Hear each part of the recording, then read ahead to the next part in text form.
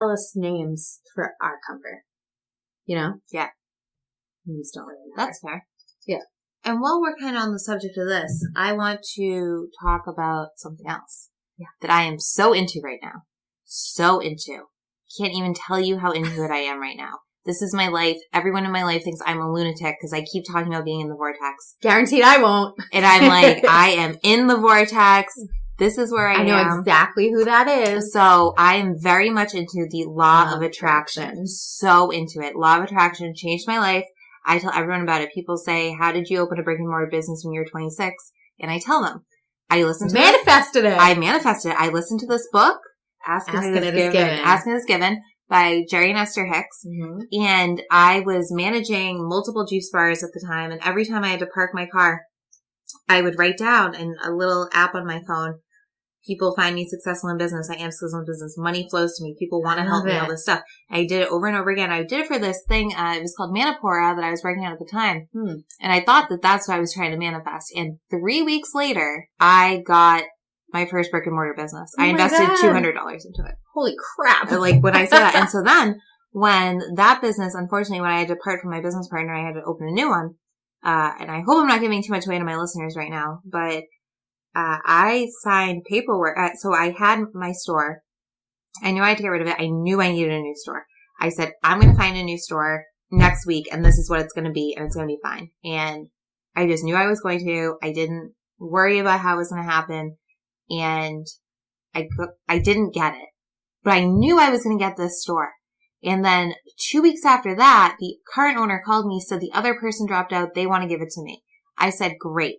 I signed paperwork to give them this is a legally binding business. This isn't like cute 27-year-old Amelia just having fun. This is like big girl, legally binding stuff to give them a lot of money in 30 days that I did not have. And I did not know how I was going to get it. And I just, again, I used law of attraction. I would write stuff down. And I said, this is what's going to happen and it's going to be fine. I got all the money in 1 week without asking a single person for it. I did not ask one person for any money that I got. So I believe in law of attraction. And then, me too. You know, but it's one of those things where like you believe in it, right? And then you get what you want. And then like for me, I just like go back to being a crab apple. You know what I mean? Like, now I'm like, great, I got what I want. Now I'm freaking stressed out. Did I even want any of this? Like whatever. And then like everything starts to fall off again. But like now I'm like, no, like I'm in the vortex. Anyway, I feel like I'm talking a lot about the vortex and we haven't explained to anyone what it is or why this has to do with spirit guides. But so law of attraction, asking is given is like putting stuff out there. And how that came to be is these people, Jerry and Esther Hicks, channeled this non-human collective consciousness. Like non-physical collective consciousness that calls itself Abraham. So what do you know about non-physical collective consciousness? So I'll tell you, when I was first like developing and coming into all of this, I heard about Abraham Hicks and I was like, that's a bit much for me. I don't know about all that. But then I listened to it. Yeah. And I remember thinking like, okay, whatever she's saying, this Esther, it's her voice because she's the one channeling.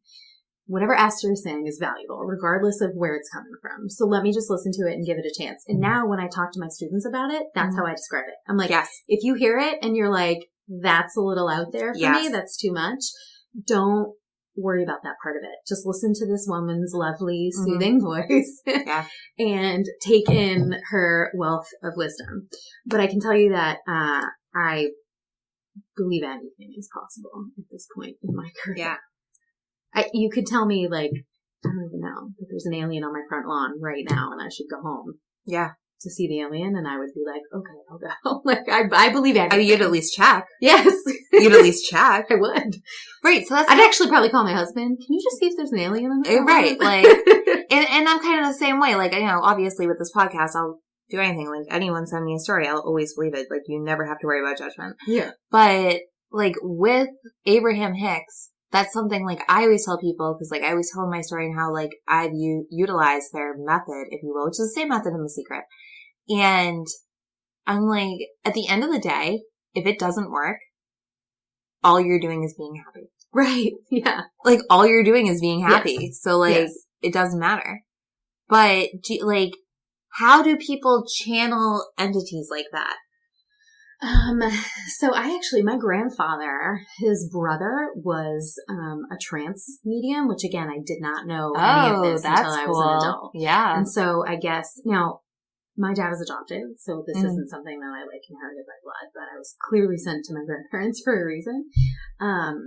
He, I guess, would, after my dad and my aunt would go to bed, they would have a few friends over, and he would meditate or whatever, and his spirit guide, who was a Native American man, would take over his body, and then the spirit guide would give the mediumship messages. So everything he said was as this Native American man. Wow. What I do is in many ways a form of channeling. I feel for sure. Yeah. I hear accents. I, sometimes I'll talk with my hands in a way that I don't normally do.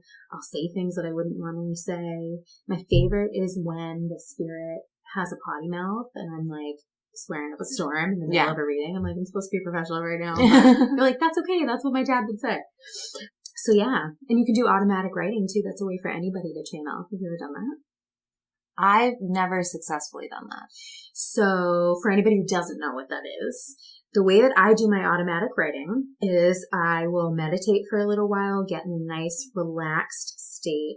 I will call on my spirit guides or, whoever wants to guide me, but I always make sure that I say guides of the highest truth or my highest good, or I like to say highest truth and compassion, to make sure that they're beautiful, loving, light energies that are going to come through me. And then now, mind you, I'm already in a nice meditative, nice warm fuzzy state. My vibration is already kind of raised, which you can do if you're not someone who meditates a lot. You can do that by listening to your favorite music or just rapidly listing a bunch of things that you're grateful for, really truly grateful for.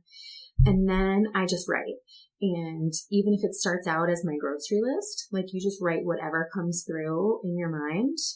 And you'll know that you're kind of channeling when the words start to not sound like you, when your handwriting gets really disastrous because your hand's moving so fast, your brain is blah, blah, blah, blah, and your hand can't keep up. That's one of the signs for me that I know I'm kind of channeling. Yeah, and it's definitely, I always tell my students, it's definitely not something that's just going to happen to you the first time you try and do it. It's like anything else, it's a practice, and you have to keep trying it.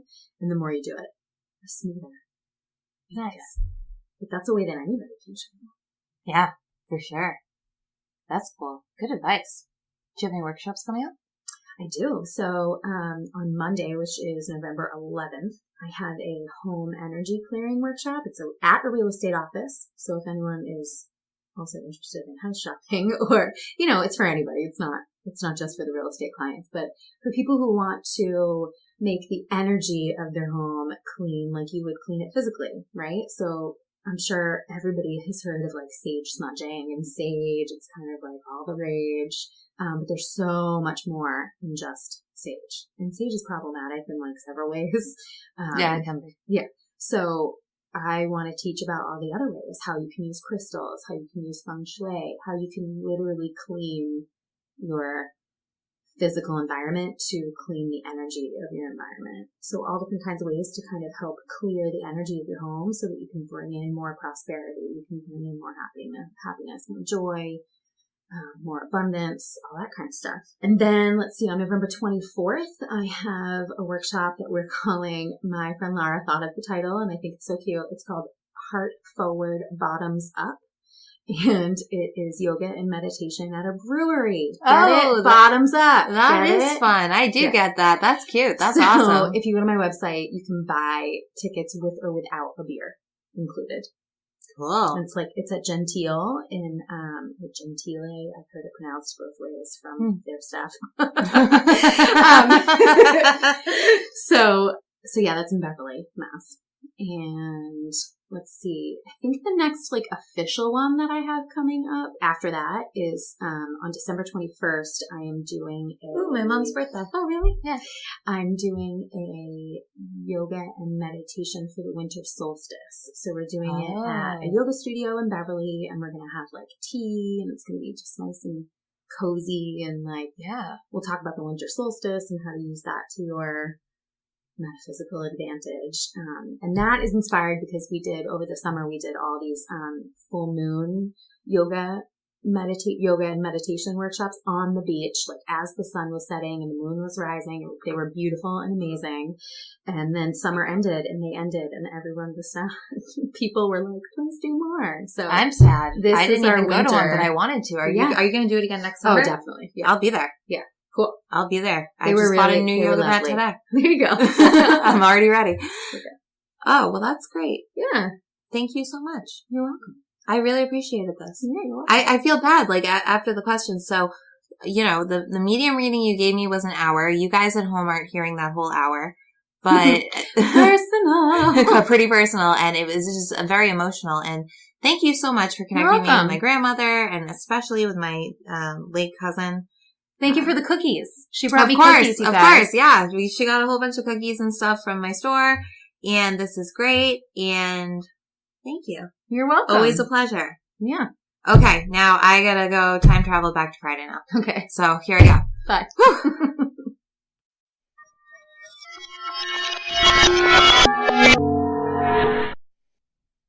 Gosh, isn't she great? That was so much fun.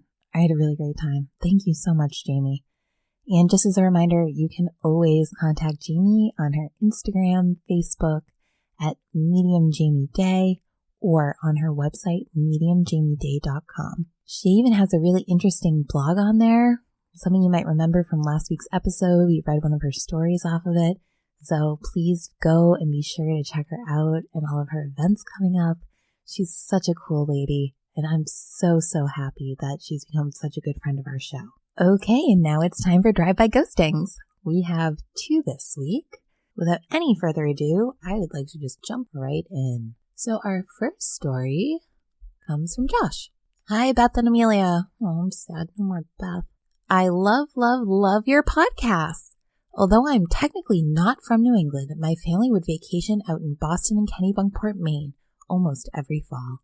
I remember looking at the wedding cake house, staying at the Sawmont Inn, thinking I saw a ghost of Paul Revere at the Old North Church, having a heavy feeling while in Salem, and my favorite hockey team is the Boston Bruins. Hey, mine too. I miss the old garden. I've always been fascinated and open to the paranormal world, and before I dig into the stories, I am a normal male in my mid-40s. Yeah, I'm old. It's not that old. Who grew up in an old town 30 minutes east of St. Paul named Stillwater, Minnesota, right on the St. Croix River. Founded in 1848 before Minnesota was recognized as a state, this place was a poster child for historic places with an old prison and Native American battle sites, just to name a few things. If you have ever seen the movies Beautiful Girls and Grumpier Old Men, that's my hometown. I have not heard of either of those, but hopefully some of you listening have. I'll try to keep this as brief as I can. I'm an adopted Korean male who has seen ghosts and UFOs. Not at the same time, but wouldn't that be something? With my adopted mother. I find it weird that it's only the 2 of us who have seen things, but maybe it's because no one else was home at the time. Anyways, in 1985, I was in 5th grade. We had just moved to Stillwater and lived north of town on a 10-acre hobby farm. One night near dusk, my mom was working in the garden in front of me while I was shooting baskets on the pavement. Our long gravel driveway was in front of my mom, and I noticed someone coming down the driveway. I asked my mom who it was since I hadn't met anyone yet, and she thought it was the neighbor girl saying hi. As she approached us, I noticed that she was in period dress, wearing a long blue dress and had long hair.